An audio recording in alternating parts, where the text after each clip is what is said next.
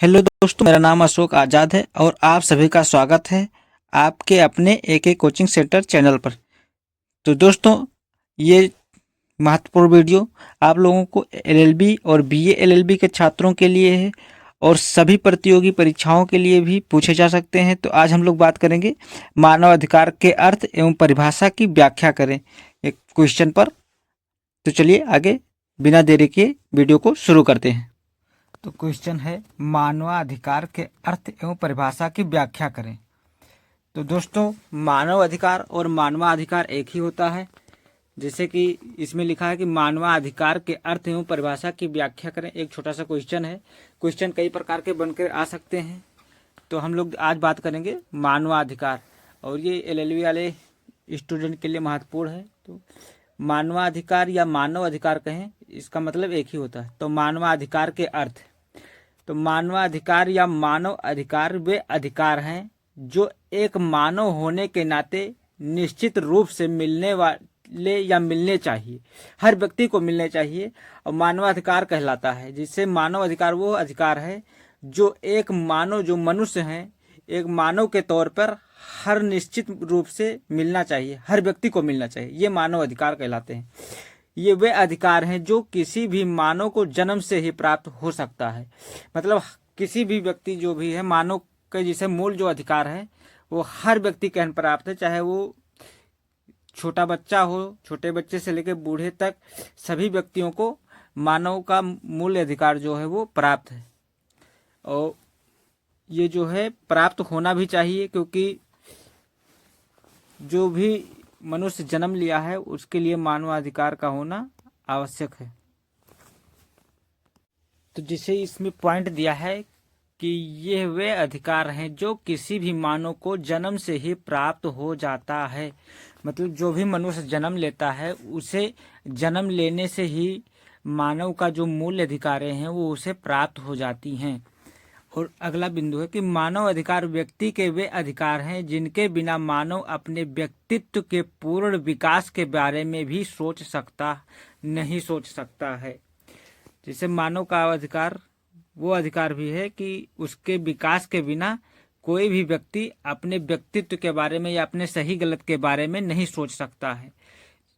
तो इसके लिए भी मानवाधिकार हर व्यक्ति को प्राप्त होना बहुत ही आवश्यक होता है।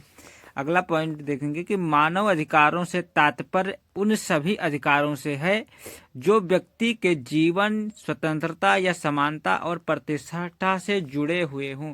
मतलब स्वतंत्र हो, समानता का अधिकार हो और प्रतिष्ठा, मान सम्मान प्रतिष्ठा बना हो, इससे भी मानवाधिकार जुड़ा हुआ है। फिर मानव अधिकार सबको समान रूप से प्राप्त हैं। इन अधिकारों का हनन जाति, धर्म, भाषा या लिंग के आधार पर नहीं किया जा सकता है। ये सभी अधिकार जन्मजात अधिकार होते हैं। मतलब किसी भी मनुष्य के लिए मानव अधिकार सबको समान रूप से प्राप्त है, ना कि किसी को जाति के हानि से या धर्म के आधार पर या भाषा या लिंग के आधार पर या जन्मजात से ही प्राप्त है। मतलब हर व्यक्ति को प्राप्त है। ये ना है कि जैसे ये धर्म मानने वाले हैं तो उनका प्राप्त हो, वो धर्म मानने वाले हैं तो उनको प्राप्त हो। हर जन्मजात को प्राप्त है। मतलब सभी धर्मों के सभी जो भी मनुष्य जन्म लिया है उन सभी लोगों को मूलभूत मानवाधिकार प्राप्त है। मानव अधिकार का अभिप्राय राज्य द्वारा व्यक्तियों को दी गई कुछ कार्य करने के स्वतंत्रता से है, जिसमें व्यक्ति अपने शारीरिक, मानसिक और नैतिक शक्तियों का पूर्ण विकास कर सके।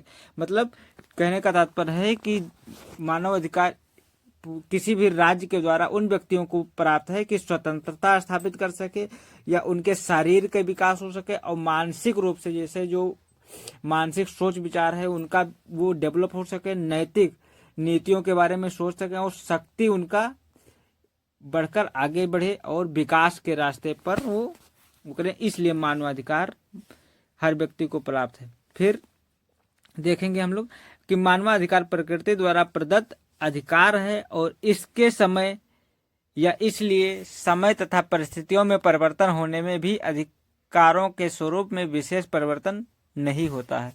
मतलब इसके परिवर्तन के परिस्थिति को देखते हुए परिवर्तन के स्रोतों में विशेष रूप से कोई ज़्यादा विशेष परिवर्तन नहीं किया जा सकता है। अधिकारों से व्यक्ति को स्वतंत्रता की गारंटी मिलती है, शोषण और अत्याचारों से मुक्ति मिलती है। किसी भी व्यक्ति को अधिकार जब प्राप्त होता है तो उससे हर व्यक्ति स्वतंत्र रहता है और जो भी उसकी स्वतंत्रता है वो गारंटी पूर्वक रहती है और कोई भी व्यक्ति किसी के ऊपर किसी भी तरह का अत्याचार या शोषण, जैसे कि बहुत सारे जातवादी शोषण होते रहते हैं, किसी को गाली देना या किसी को कुछ कहना, तो ये भी एक शोषण या अत्याचार से भी मुक्त रहता है। इसलिए मानवाधिकार हर व्यक्ति को प्राप्त होता है और होना भी चाहिए। अगला देखेंगे, सर्वप्रथम मानव अधिकार शब्द का प्रयोग अमेरिकन राष्ट्रपति रूजवेल्ट द्वारा 16 जनवरी 1941 को किया गया। मतलब सबसे पहले मानवाधिकार कहाँ पर स्थापित किया गया, तो सर्वप्रथम सबसे पहले मानवाधिकार शब्द का प्रयोग अमेरिकन, जो कि अमेरिका के रहने वाले एक राष्ट्रपति थे जिनका नाम था रूजवेल्ट, जो रूजवेल्ट नाम के अमेरिका के राष्ट्रपति थे, उनके द्वारा 16 जनवरी 1941 को मानवाधिकार शब्द का प्रयोग किया गया था। तो दोस्तों, हम लोग मानव अधिकारों के उदाहरण के बारे में देखेंगे कि मानव अधिकार के क्या उदाहरण हो सकते हैं। तो मानव अधिकार के उदाहरण जैसे कि मानव अधिकार सबसे मौलिक और बुनियादी अधिकार हैं जो हर व्यक्ति को जन्म से ही प्राप्त होते हैं और यह अधिकार उसके मरने तक जारी रहता है। किसी व्यक्ति के मानव अधिकारों को उससे नहीं छीना जा सकता है, मतलब किसी के द्वारा नहीं छीना जाता, चाहे वह किसी भी धर्म का हो, किसी भी जाति का हो या आस्था को क्यों ना मानता हो। मानव अधिकार न्याय पाने का मार्ग है, ये सुरक्षात्मक कानून है और मानव अधिकारों की सार्वभौमिक घोषणा में 30 मानवाधिकारों का वर्णन किया गया है। जैसे किसी भी जाति, धर्म, मजहब या किसी भी आस्था को मानने वाला हो, ये हर व्यक्ति को सबसे मौलिक रूप से बुनियादी अधिकार प्राप्त है जो मानव अधिकार के सुरक्षात्मक यानी सुरक्षा और कानून व्यवस्था को जानने का मार्ग बताता है। ये किसी भी जाति या धर्म या आस्था को क्यों ना मानने वाला हो, जिसे किसी भी धर्म, जाति, मजहब, वेशभूषा को मानने वाला हो, हर व्यक्ति को मानव अधिकार प्राप्त है। तो दोस्तों, मानव अधिकारों के उदाहरण हैं। मानव अधिकार के बहुत सारे उदाहरण हो सकते हैं, जिसे कुछ शॉर्ट में हम बता दे रहे हैं। जैसे मानव अधिकार के उदाहरण, समानता का अधिकार, मतलब प्रत्येक व्यक्ति को समानता का अधिकार है, सभी को समान रूप से बराबर माना जाए, ये समानता का अधिकार हर मनुष्य को प्राप्त है मानव अधिकार में। दूसरा है जीवन का अधिकार, मतलब जीवन का अधिकार हो सकता है, जिसे किसी की भी व्यक्ति को अपनी इच्छा से, अपनी स्वतंत्रता से जीने का अधिकार प्राप्त है, ये जीवन का अधिकार। स्वतंत्रता का अधिकार, मतलब हर व्यक्ति स्वतंत्र है, अपने सोच विचार के अनुसार कोई भी कार्य कर सकता है, कोई निर्णय ले सकता है, वो स्वतंत्र है, ये स्वतंत्रता का अधिकार हो सकता है। सुरक्षा का अधिकार, मानव अधिकार हर उस व्यक्ति की सुरक्षा का भी प्रावधान दिया गया है। फिर उसके बाद अपमानजनक व्यवहार से मुक्ति पाने का अधिकार, अपमानजनक व्यवहार जिसे कोई अपमानित करता है उससे भी झेलने का अधिकार। गुलामी से मुक्ति, शिक्षा का अधिकार, किसी भी व्यक्ति को शिक्षा से न वंचित किया जाए, धर्म और स्वतंत्रता का अधिकार, ये सब अधिकार प्राप्त है। मानव अधिकार की परिभाषा क्या है, तो हम लोग देखेंगे कि मानव अधिकार की परिभाषा, तो पहले पॉइंट हम लोग देखेंगे आरजे के अनुसार एक परिभाषा दिया गया था। तो इन्होंने क्या कहा था, आरजे महोदय ने क्या कहा था, तो उसके अनुसार हम देखेंगे। आरजे के अनुसार मानव अधिकार वे अधिकार हैं जो प्रत्येक व्यक्ति को मानव होने के कारण प्राप्त हैं। मतलब आरजे महोदय का कहना था कि मानव अधिकार वे अधिकार हैं जो प्रत्येक व्यक्ति को मनुष्य होने के कारण प्राप्त हैं। दूसरा पॉइंट हम लोग देखेंगे लास्की महोदय जो थे, उन्होंने भी बताया था, अपना विचार रखा था।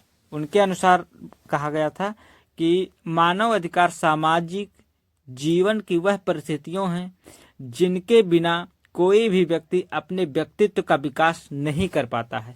मतलब लास्की का कहना था कि सामाजिक जीवन की वह परिस्थिति है जिसके बिना कोई भी व्यक्ति अपने व्यक्तित्व का विकास नहीं कर सकता है। मतलब अपने बुद्धि का या अपने मानसिक क्षमता का विकास मानव अधिकार के बिना, सामाजिक मानव अधिकार के बिना नहीं कर सकता।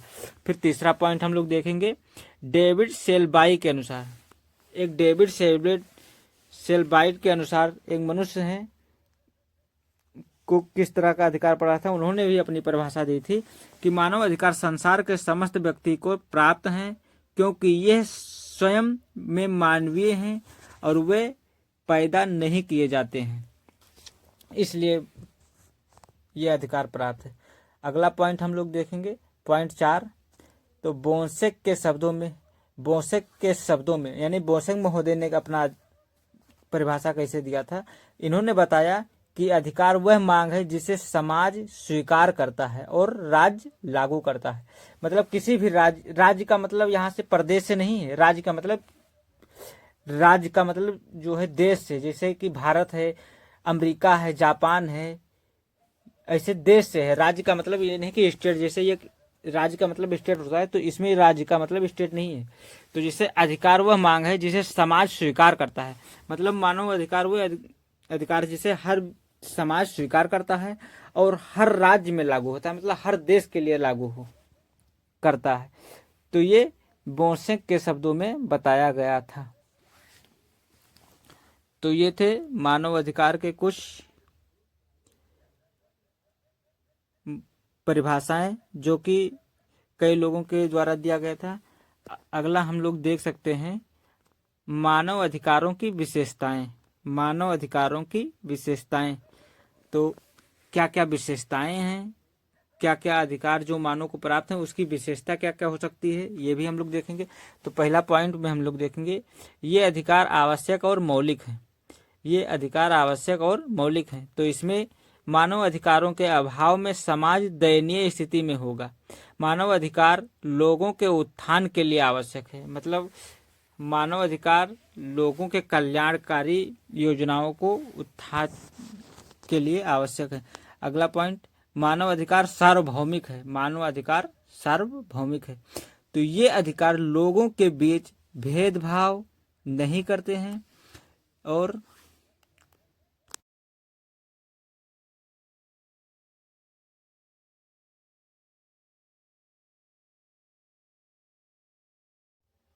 ये अधिकार सभी लोगों को समान रूप से उपलब्ध हैं। लोगों के बीच विभिन्न मतभेदों पर ध्यान दिए बिना ये जो अधिकार मानव के अधिकार के सार्वभौमिक अधिकार हैं, ये अधिकार लोगों के बीच भेदभाव उपलब्ध बिना किए सभी के लिए उपलब्ध हैं। अगला पॉइंट नंबर 3 देखेंगे गतिशील। तो ये अधिकार स्थिति नहीं होते हैं, इन्हें मौजूदा स्थितियों और परिस्थितियों के अनुसार संशोधित किया जा सकता है। जिसे जो गतिशील अधिकार होते हैं, ये अधिकार स्थिर नहीं होते हैं, मतलब रुके नहीं रहते हैं, इससे समय के अनुसार परिस्थिति के अनुसार बदलते रहते हैं, नहीं चलते रहते हैं, ये गतिशील अधिकार। फिर अगला पॉइंट है अपरिवर्तनीय मानव अधिकार। तो अपरिवर्तनीय, तो मानव अधिकार अपरिवर्तनीय है, मतलब परिवर्तन नहीं किया जा सकता है, इन्हें कोई भी छीन नहीं सकता है। कोई भी व्यक्ति या प्राधिकार किसी व्यक्ति से इन मूल अधिकारों को नहीं छीन सकता है, मतलब किसी भी व्यक्ति के द्वारा इस अधिकार को छीना नहीं जा सकता है। ये अपरिवर्तनीय है, मतलब इसका परिवर्तन भी नहीं किया सकता है, ना कोई छीन सकता है, ना कोई ले सकता है, ये हर व्यक्ति को प्राप्त है। गरिमा से जुड़े, 5वां पॉइंट गरिमा से जुड़े। तो ये गरिमा से जुड़े अधिकार, मानव अधिकार समाज में रहने वाले व्यक्तियों की गरिमा से गहराई से जुड़े हुए होते हैं, हर व्यक्ति के गरिमा से जुड़े होते हैं। अगला पॉइंट 6वां पॉइंट हम लोग देखेंगे मानव अधिकार जन्मजात होते हैं, मतलब मनुष्य के जो भी अधिकार हैं वो जन्मजात यानी जन्म से ही प्राप्त होते हैं। तो अधिकार कहीं से या किसी से लाए या उधार नहीं लिए जा सकते, उनके अधिकार स्वाभाविक रूप से विद्यमान होते हैं। तो मतलब स्वयं से ही प्राप्त होते हैं, जन्म से ही लेकर जन्मजात से, न किसी जाति न मजहब न भेदभाव से प्राप्त होते हैं। तो दोस्तों उम्मीद करते हैं कि वीडियो हमारा पसंद आया होगा। ऐसे ही कई क्वेश्चन बन सकते हैं कि मानव अधिकार की विवेचनाएं कीजिए, मानव अधिकार के परिभाषाएं दीजिए, तमाम प्रकार के क्वेश्चन बन सकते हैं।